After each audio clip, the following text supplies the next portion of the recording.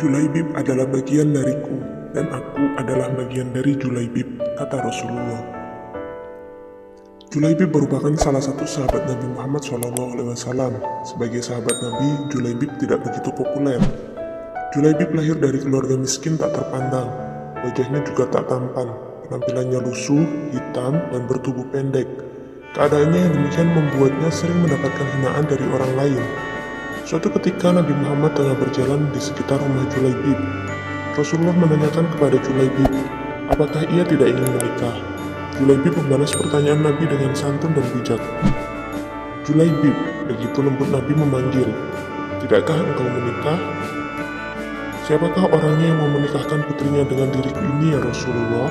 Kata Julaibib sambil tersenyum.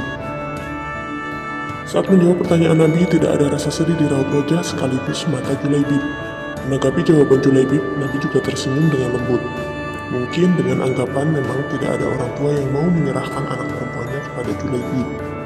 Di hari berikutnya, Nabi kembali bertanya kepada Julaibib dengan pertanyaan yang sama, dan Julaibib juga kembali memberikan jawaban yang sama pula. Sampai 3 hari berturut-turut, Nabi Muhammad masih saja menanyakan pertanyaan itu kepada Julaibib. Namun pada hari ketiga, Nabi tak hanya sekedar bertanya. Beliau dengan lembut menarik tangan Julaibib dan membawanya ke sebuah rumah pimpinan Ansor. Kepada pemilik rumah itu, Nabi meminang putrinya. Tentu ya Rasulullah, dengan senang hati, jawab pimpinan Ansor. Tapi aku melamar putrimu bukan untukku, sahut Nabi. Lalu untuk siapa ya Rasulullah? Tanya pimpinan Ansor. Untuk sahabatku, Julaibib, jawab Nabi. Mendengar jawaban Nabi, pimpinan Ansor itu tak bisa langsung menjawab. Dia tahu kalau Julaibib adalah pria buruk rupa dan miskin. Tentu ia tak mau anak putrinya menikah dengan pria seperti itu. Dari belakang terdengar suara wanita ikut masuk di percakapan. Ayah, ibu, apakah kalian akan menolak pilihan Rasulullah? Suara putrinya yang dari tadi mendengar pembicaraan mereka keluar dari kamarnya. Jika Rasulullah yang melamar, apakah ayah dan ibu akan menolak? Aku sekali-kali tidak akan menolaknya.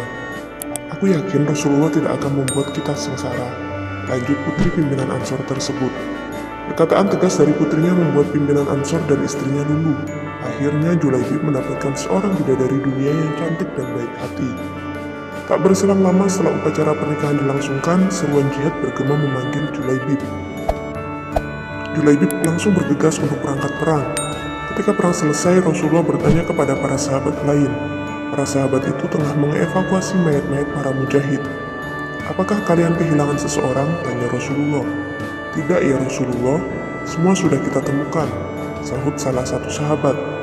Apakah kalian kehilangan seseorang? Rasulullah kembali bertanya. Tidak ya Rasulullah, semua pasukan sudah kembali, yang syahid sudah ditemukan. Jawab salah satu sahabat. Apakah kalian kehilangan seseorang? Pertanyaan itu sampai diulang 3 kali.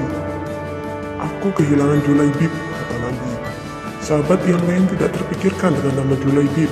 Setelah disebut Rasulullah, kemudian mereka baru bergegas mencari Julaibib. Sungguh sangat disayangkan, Julaibib sudah meninggal dunia. Tak segan Rasulullah membopong jenazah sahabatnya itu. Menggunakan kedua tangannya, Nabi jugalah yang memasukkan jasad Julaibib ke liang lahat. Julaibib adalah bagian dariku, dan aku adalah bagian dari Julaibib. Rasulullah mengulangi kalimat itu 2 kali. Ternyata kedudukan Julaibib sangat istimewa di mata Rasulullah. Julaibib baru saja mendapatkan bidadari dunia, namun bidadari surga lebih merindukannya. Ia dipilih Allah SWT untuk dinikahkan dengan bidadari surga. Wallahu a'lam bishawab.